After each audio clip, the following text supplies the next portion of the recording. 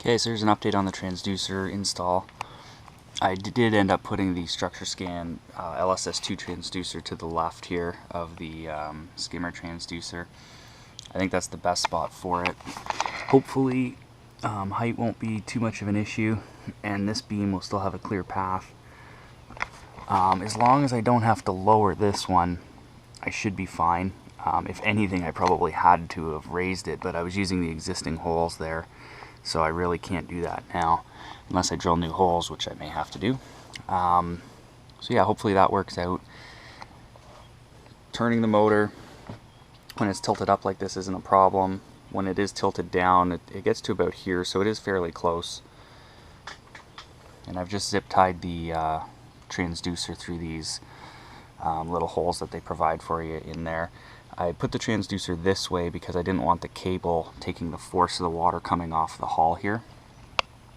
I don't know if that's how it's supposed to go. It didn't really say in the manual, but that's how I did it. You have the option in the setup in the unit to switch the left and right beam on the display. So if this is actually shooting this way, showing me what's on the left on my screen, it might show up on the right, so we can change that in the display. So then what I did is I just took some of this split loom and just covered the wires just to protect them. Ran it up by the motor, across through the transom, and then just into my little boot there.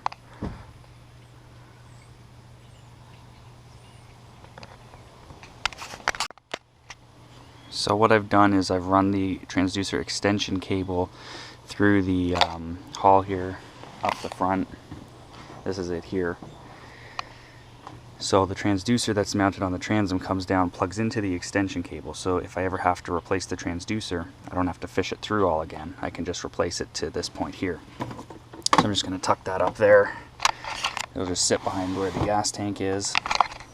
And then basically just tidy up these wires, put some loom on them just to protect them, and then the transducers are installed at that point. Now I had the battery box like so. The only problem is when I put the deck on it, taking the lid off is going to be a bit of a challenge. So I'm going to turn the battery box sideways like this. Probably mounted about there, so I'll still have some storage space down the side there for a drift sock or something like that.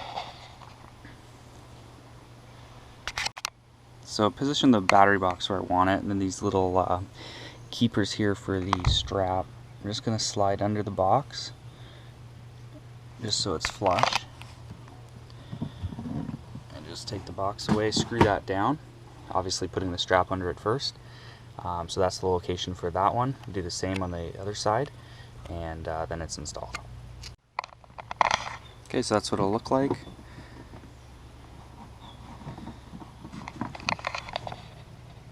Battery box on top, and then you just do up your strap, and it's going to be held in place. Now I'm going to do it up so the clip is down here. That way I'll be able to get under with no problem to remove the strap. If I do it up here when I have the deck on, it's just going to be too much of a pain. So just think about little things like that when you're doing it.